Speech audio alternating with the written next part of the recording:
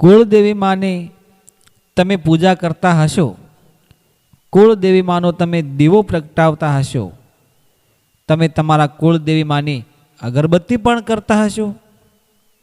ઘણા લોકો કુળદેવી માની એમના જે ઈષ્ટ દેવી દેવતા હોય એમની 2 અગરબત્તી કરતા હોય છે. બીજા ઘણા લોકો પણ કુળદેવી એમના ઈષ્ટ દેવી દેવતાની 5 અગરબત્તી કરતા હોય છે. એટલે આનો અર્થ શું થાય છે? 5 અગરબત્તી કરવી કે 2 અગરબત્તી કરવી? દીવો પણ ઘણા લોકો ઘીનો કે તેલનો એવું બધું માનતા હોય છે. મિત્રો, ટૂંકમાં આપ સર્વને જણાવી દઉં કે તમે ઘીનો દીવો કરો કે તેલનો દીવો કરો કે કોઈ પણ તમે પ્રવાહી તેલ હોય એનો દીવો કરો, ઘીનો દીવો કરો, એમાં દિવેટ તમે આડી રાખો છો કે ઊભી રાખો છો. હવે જે દીવો કરવાનો જે પાત્ર છે એ પિત્તળનું હોવું જોઈએ કે ત્રાંબાનું હોવું જોઈએ કે માટીનું હોવું જોઈએ? આ બધા પ્રશ્નો જે લોકો વધારે પડતા અંધશ્રદ્ધામાં હોય એવા લોકોના મગજમાં આવા બધા પ્રશ્નો હોય છે કે 2 અગરબત્તી કરવી કે 5 અગરબત્તી કરવી કે દીવો કેવો કરવો કેવો ના કરવો? આવા બધા પ્રશ્નો જે લોકો વધારે પડતી અંધશ્રદ્ધામાં હોય એવા લોકોના મગજમાં આવા બધા પ્રશ્નો હોય છે.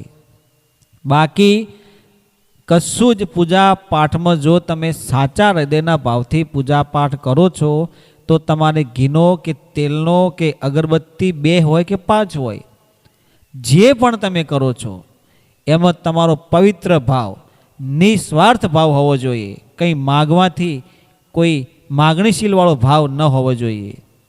મિત્રો, ટૂંકમાં એટલી સલાહ, એટલું સૂચન કરવા માગું છું કે તમે ભલે 2 અગરબત્તી કરો કે ચાહે 3 અગરબત્તી કરો કે ચાહે 5 અગરબત્તી કરો, જેવા જે લોકોના જે પૂજાપાઠ કરવાના જે નીતિ નિયમ હોય એ પ્રમાણે લોકો પૂજાપાઠ કરતા હોય છે. 2 અગરબત્તી કરવી એ પણ શુભ ગણાય છે અને 5 અગરબત્તી કરવી એ પણ શુભ ગણાય છે.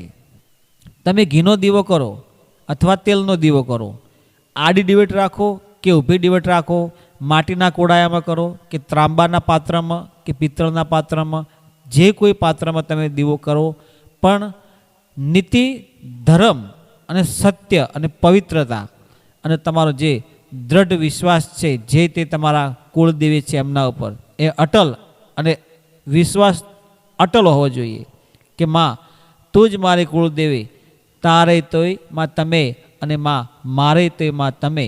શુદ્ધ ભાવ, પવિત્ર ભાવ, નિસ્વાર્થ ભાવ, ભક્તિ હોવી જોઈએ.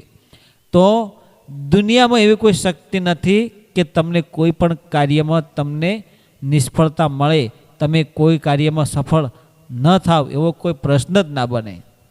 એટલા માટે જે કંઈ ભક્તિ કરો, માં ભગવતીમાં, કુળદેવી માની, તમારે જે કોઈ ઈષ્ટ દેવી દેવતા હોય એમની, પણ અંદરના હૃદયનો ભાવ સાચો, પવિત્ર અને અટલ વિશ્વાસ, ભલે ગમે એવી મુશ્કેલી આવે, સુખ આવે, દુઃખ આવે, તડકો, છાયડો, સંકટ, મુસીબત જે કંઈ આવે, પણ એને સહન કરવાની શક્તિ આપણામાં હોવી જોઈએ.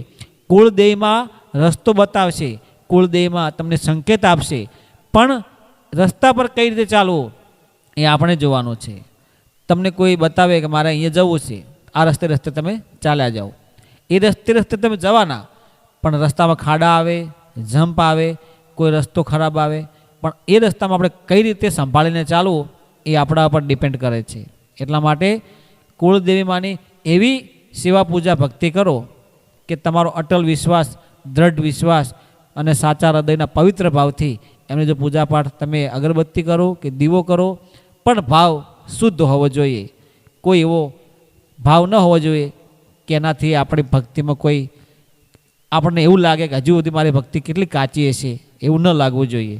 પણ ભાવ શુદ્ધ હશે તો ઓટોમેટિક તમારા દરેક કાર્યો સફળ થઈ જશે.